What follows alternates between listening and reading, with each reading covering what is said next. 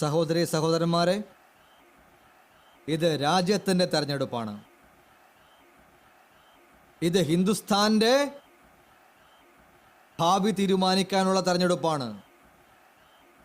ഇത് രാജ്യത്തിൻ്റെ നേതൃത്വത്തെ തെരഞ്ഞെടുക്കാനുള്ള തെരഞ്ഞെടുപ്പാണ്. ആരുടെ കൈകളിൽ ഈ രാജ്യം നൽകണമെന്ന് തീരുമാനിക്കാനുള്ള തെരഞ്ഞെടുപ്പാണ് ഇത്. അത് നിർണയിക്കുവാനുള്ള തെരഞ്ഞെടുപ്പാണിത്. രാജ്യം കോൺഗ്രസിന്റെ ദുർബലവും ഭീരുവും അസ്ഥിരവുമായ സർക്കാരല്ല ഈ രാജ്യത്തിന് വേണ്ടത്.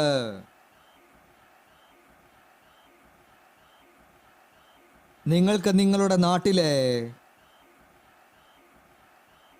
അയഞ്ഞ പോലീസുകാരെയാണോ നിങ്ങൾക്കിഷ്ടം? അലസരായ അധ്യാപകരാണോ നിങ്ങൾക്കിഷ്ടം? അധ്യാപകൻ ശക്തനായിരിക്കണമോ അല്ലയോ? ദയവായി ഉത്തരം നൽകൂ. അധ്യാപകനും ശക്തരായിരിക്കണം, നാട്ടിലെ പോലീസുകാരനും ശക്തനായിരിക്കണം. അപ്പോൾ രാജ്യത്തിന്റെ പ്രധാനമന്ത്രി ശക്തനായിരിക്കണമോ അല്ലയോ? ഭീരുവായ പ്രധാനമന്ത്രിക്ക് രാജ്യം ഭരിക്കുവാൻ കഴിയുമോ? നിങ്ങൾ ഊഹിച്ചു നോക്കൂ. ഇക്കൂട്ടർ ഇത്രയും ഭയപ്പെടുന്നു, അത്രയും ഭയപ്പെടുന്നു, അവരുടെ ഉറക്കത്തിലെ സ്വപ്നത്തിൽ പോലും പാകിസ്ഥാന്റെ പക്കലുള്ള അണുബോംബാണ് കാണുന്നത്. ഇത്തരത്തിലുള്ള പാർട്ടിയിലുള്ള ഇത്തരത്തിലുള്ള നേതാക്കൾ രാത്രിയിൽ കിടന്ന് ഉറങ്ങുന്ന നേരത്തും സ്വപ്നത്തിൽ പാകിസ്ഥാന്റെ അണുബോംബ് കാണുന്നവരുണ്ടല്ലോ. അവർക്ക് രാജ്യം കാണാൻ കഴിയുമോ? ഇത്തരം ആളുകൾക്ക് രാജ്യം കാണാൻ കഴിയുമോ? ഈ കോൺഗ്രസ് നേതാക്കളിൽ നിന്നും ഇന്ത്യൻ സഖ്യ നേതാക്കളിൽ നിന്നും എന്ത് തരത്തിലുള്ള പ്രസ്താവനകളാണ് വരുന്നത്? അവർ പറയുന്നത് പാകിസ്ഥാനിൽ വളകൾ ധരിക്കില്ലെന്ന്. എങ്കിൽ പോയി അണിയിക്കൂ.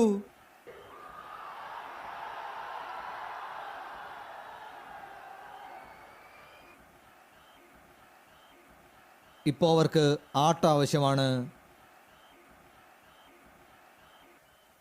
അവർക്ക് വൈദ്യുതി ഇല്ല.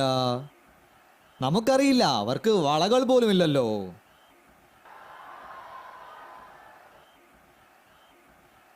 ചിലർ മുംബൈ ആക്രമണത്തിൽ പാകിസ്ഥാന് ക്ലീൻ ചിറ്റ് നൽകുന്നു.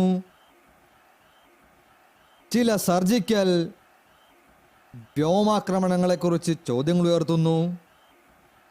ചില ഇടതുപക്ഷക്കാർ ഇന്ത്യയിലെ ആണവായുധങ്ങൾ ഇല്ലാതാക്കുവാൻ കൂടി ശ്രമിക്കുന്നു.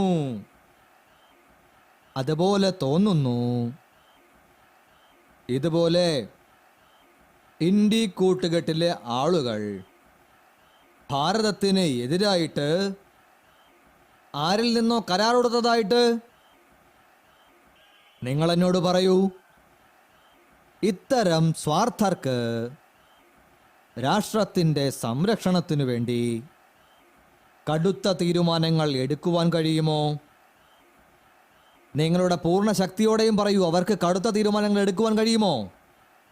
കടുത്ത തീരുമാനങ്ങൾ എടുക്കുവാൻ കഴിയുമോ? കടുത്ത തീരുമാനങ്ങൾ എടുക്കുവാൻ കഴിയുമോ? തങ്ങളുടെ ഉള്ളിൽ സ്ഥാനമില്ലാത്ത ഇത്തരം പാർട്ടിക്കാർക്ക് ഭാരതത്തെ ശക്തമാക്കുവാൻ കഴിയുമെന്ന് തോന്നുന്നുണ്ടോ നിങ്ങൾക്ക്? അവർക്ക് ഇന്ത്യയെ ശക്തമാക്കാൻ കഴിയുമോ? നിർബന്ധിച്ചിട്ട് അവരങ്ങ് പോകുമോ?